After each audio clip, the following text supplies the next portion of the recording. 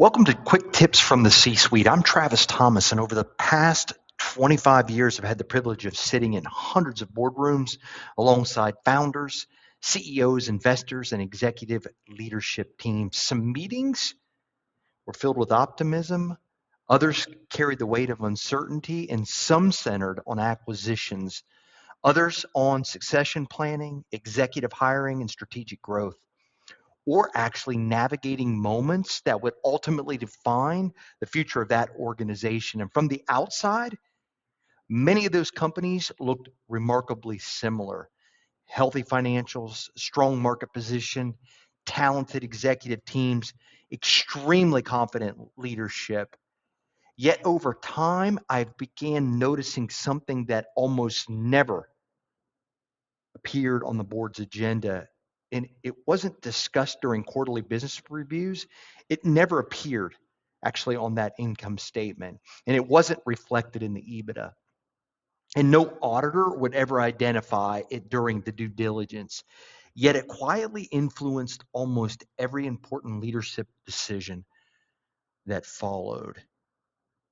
And eventually, I found a name for it, and I titled it Leadership Debt. This is unlike financial debt. Leadership debt doesn't arrive all at once. It accumulates quietly. One avoided conversation, one compromised hiring decision, one executive retained longer than everyone knew they should have been, one moment where certainty replaced curiosity, one quarter where culture became secondary to financial results, and individually, they seem insignificant. But collectively, they become extraordinarily expensive. And the challenge is that by the time leadership debt becomes visible, the cost has usually multiplied. Today, I'd like to share what I've observed about leadership debt and how it quietly accumulates, why even exceptional organizations are susceptible to it, and what distinguishes the leaders who never allow it to become part of their culture. Because after 25 years, I've become convinced of something.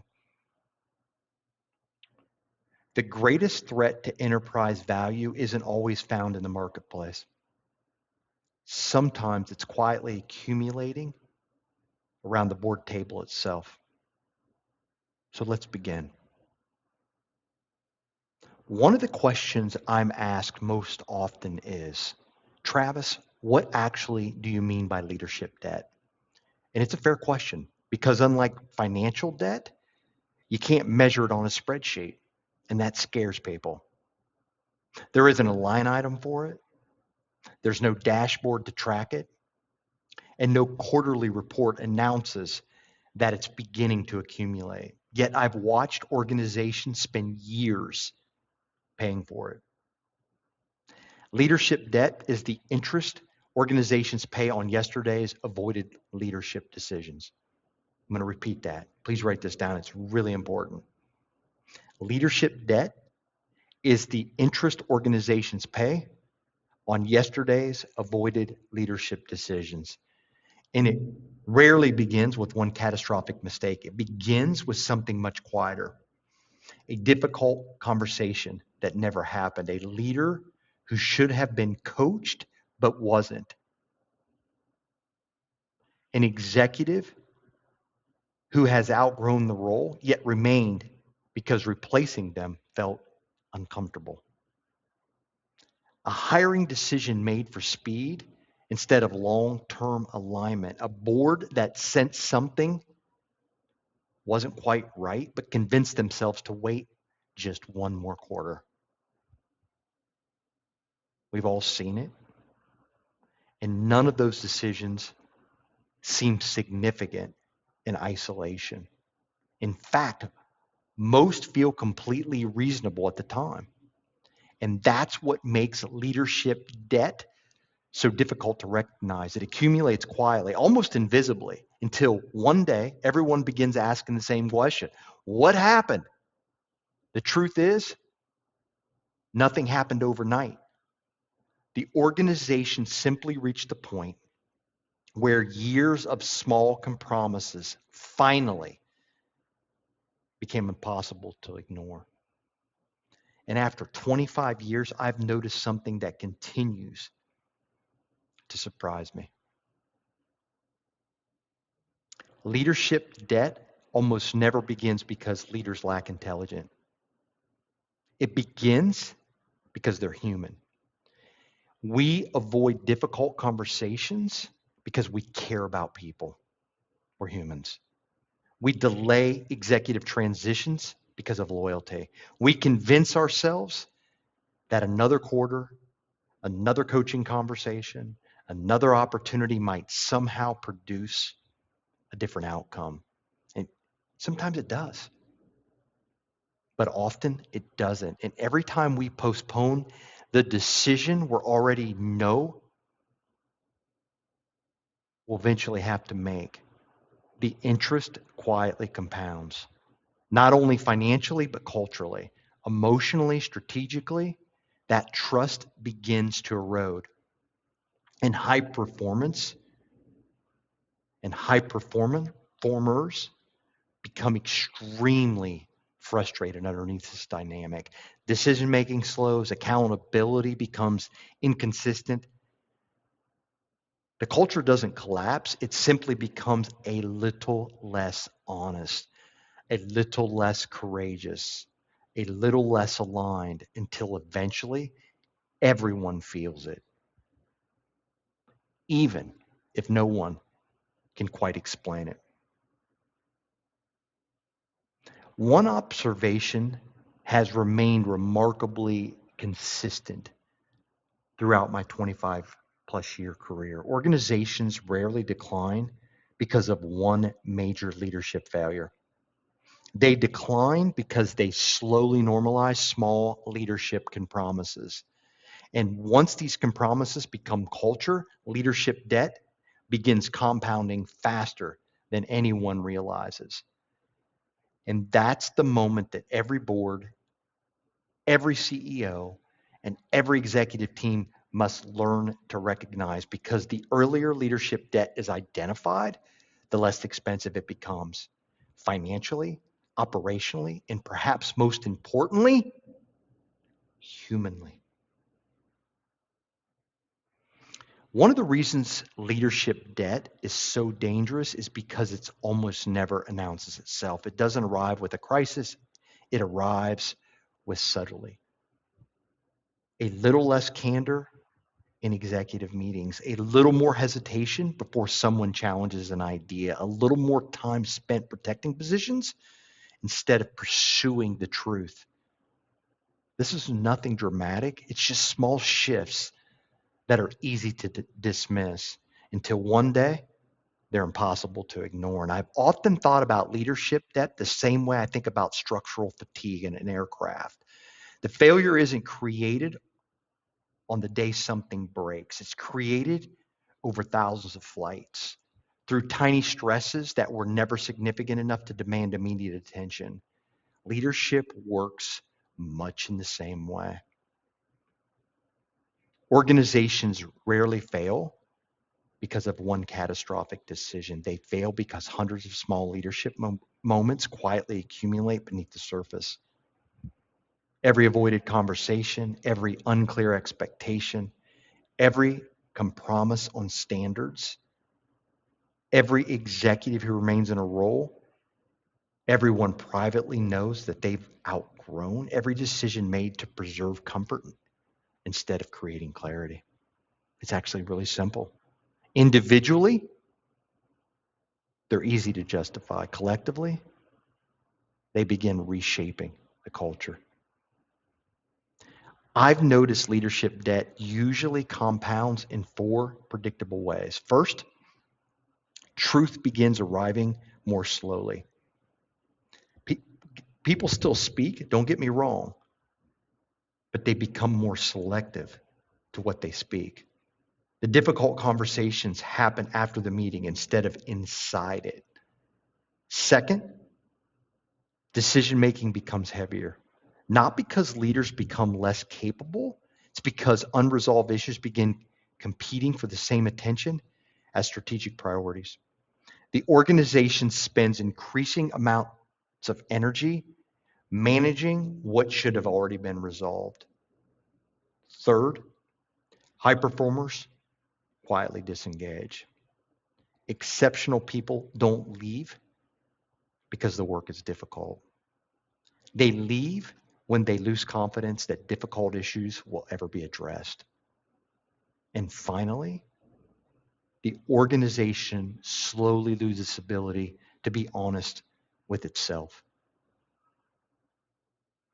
This might be the greatest cost of all, because once an organization loses the courage to confront reality, every strategic decision that follows becomes less reliable. And one observation continues to stay with me. The organizations that create extraordinary enterprise value aren't necessarily the ones with the smartest leaders. They're the ones that create the fewest unresolved leadership liabilities. They understand something many organizations don't. Leadership debt doesn't disappear because time passes. Time simply determines how much interest you will eventually pay within that organization. Perhaps that's why the most effective boards I've worked with ask remarkably different questions. They don't simply ask, how are we performing? They ask, what conversations are we avoiding?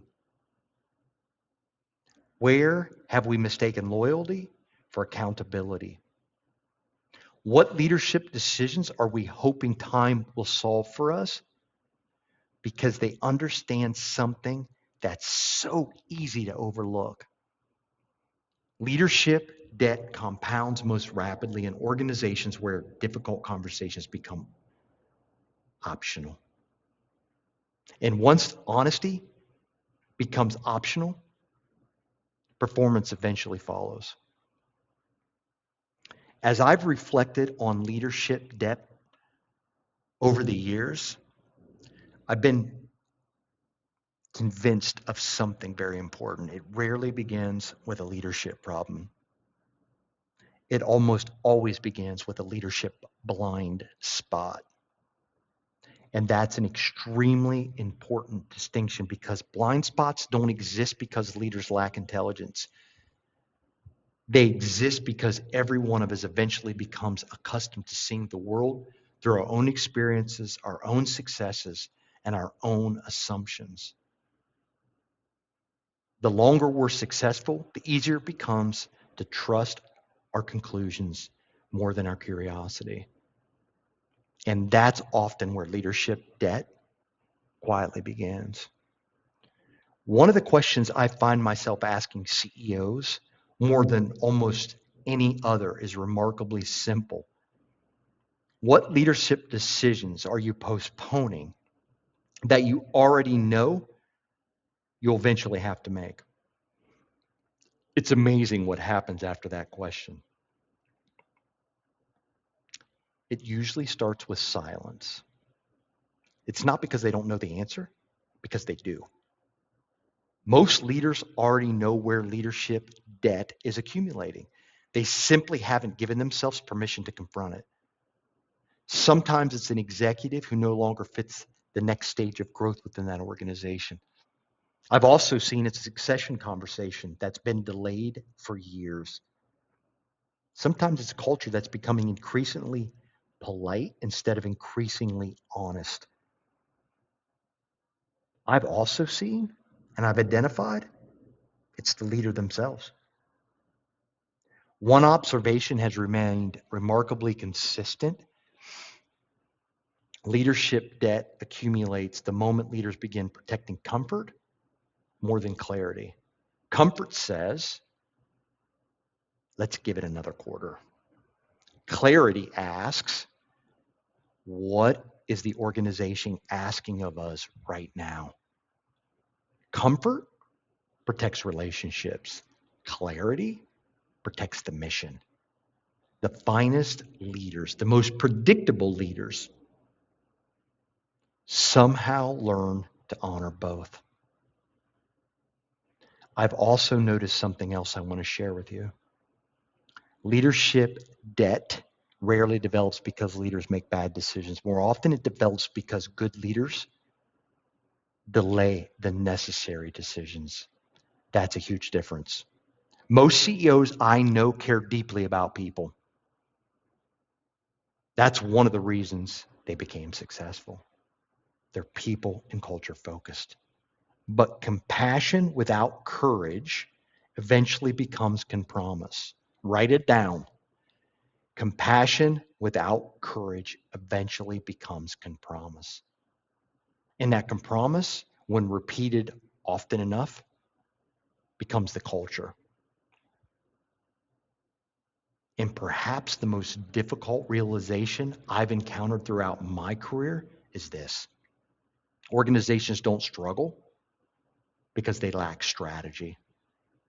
They struggle because strategy can never move faster than the leadership culture responsible for executing it. Every acquisition, every growth initiative, every transformation, every executive hire eventually runs into the same ceiling: the awareness of the people leading it. So perhaps the better question isn't, where is my organization carrying leadership debt? Perhaps the better question is, where might I be asking my organization to carry leadership debt on my behalf? That question has a way of changing the conversation, because the moment we stop looking outward and begin looking inward, leadership debt stops being something in someone else's responsibility, and it becomes an invitation, and an invitation to lead with greater courage, greater clarity, and greater awareness. Because every meaningful transformation I've ever witnessed inside an organization began when one leader became willing to see themselves more clearly. So, what distinguishes organizations that rarely allow leadership debt to accumulate? I've put a lot of research and a lot of thought into this question for many years, and I've come to the conclusion that absolutely surprised me. It isn't better strategy. It isn't more experienced executives. It isn't even stronger governance. It's rhythm. The healthiest organizations I've ever worked with have developed a rhythm of confronting reality before reality forces itself upon them. They don't wait for annual reviews to have meaningful conversations. They don't postpone executive feedback because performance remains acceptable. They don't confuse stability with health. Instead, they've built cultures where honesty becomes normal, not exceptional. And one of the greatest privileges of my career has been watching truly exceptional boards operate. And what's always impressed me isn't how quickly they make decisions, it's how willing they are to ask the uncomfortable questions. Questions like, what are we not seeing? What assumptions are we making? Who hasn't spoken yet? What truth would be uncomfortable for us to hear today? I've noticed something remarkable. The quality of a board isn't determined by the quality of its answers. It's determined by the quality of the questions it's willing to slow down and ask. And the same is true for executive leadership teams. The healthiest executive teams aren't conflict free. They're fear free. People challenge ideas without questioning one another's character. Disagreement isn't viewed as disloyalty. It's viewed as stewardship, because everyone understands they're serving something larger than themselves: the mission, the people, the future of the organization.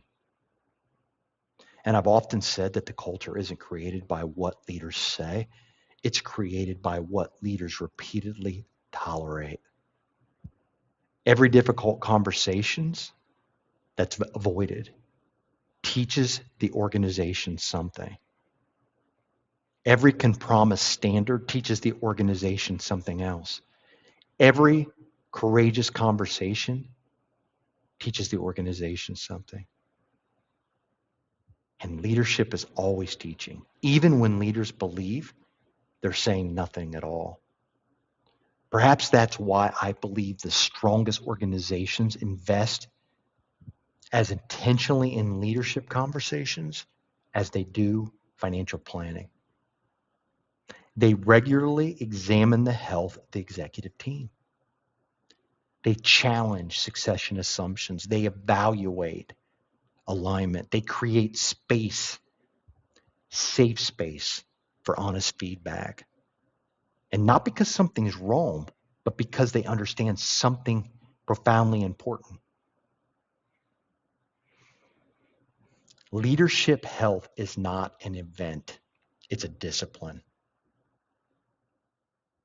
Write this down. I'm going to repeat it. Leadership health is not an event, it's a discipline, just like physical health. Ignore it long enough, and problems eventually become symptoms. Care for it consistently, and resilience quietly compounds. And when organizations establish that rhythm, leadership debt has very little opportunity to grow, not because leaders become perfect, but because they become increasingly aware, increasingly curious, increasingly willing to confront today's realities before they become tomorrow's liabilities. And perhaps, just maybe, that's the greatest shift of all. The best leaders don't spend their careers reacting to leadership problems. They spend their entire careers creating environments where leadership problems are recognized early. They're spoken about honestly and addressed courageously. That's how leadership debt is prevented, folks. Not through perfection, but through conscious leadership practice consistently over time.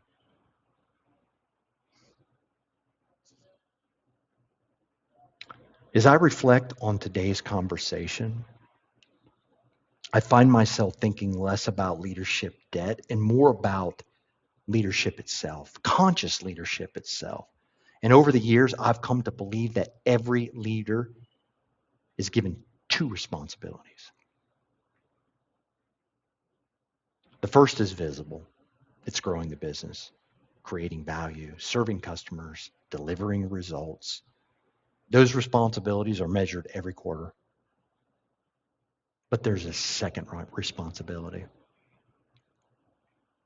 one that's rarely discussed, yet it quietly shapes every number of financial statements. It's the responsibility of leaving the organization healthier than you found it, healthier in its leadership, healthier in its culture, healthier, one of my favorites, in its willingness to tell the truth. Because long after the quarterly results have been forgotten, what remains is the leadership culture we leave behind. I've never believed that leadership is about protecting a title or preserving comfort or proving that we're right. I believe leadership is stewardship. For a season, we've entrusted with people. We're entrusting the culture. And we're entrusted with decisions that will shape lives long after we're no longer sitting in the boardroom. Perhaps that's why leadership debt matters so much. Not because it weakens organizations, but because it quietly limits the potential of the people inside them. And there is no balance sheet that can ever fully measure that loss. So before your next board meeting, before your next executive conversation, before your next difficult decision, ask yourself one simple question. What am I leaving behind? Not this quarter, not this year, but when my season of leadership is complete. Because in the end, our greatest legacy won't be measured by the evaluation we created. It will be measured by the leaders we developed and the culture we strengthened and the courage we demonstrated when difficult decisions were required. Leadership debt doesn't begin with one bad decision. It begins the moment we stop stewarding what has been entrusted to us. And perhaps the greatest investment any leader will ever make is not in a strategy or an acquisition or even an executive hire. It is building a leadership culture that continues to create value long after they're gone. Thank you for allowing me to spend these moments with you today. I'm so grateful for your time. It's truly our new currency. Until next time, lead with humility, listen with courage, and remember, the most valuable organizations in the world aren't built on financial capital alone. They're built on leadership capital.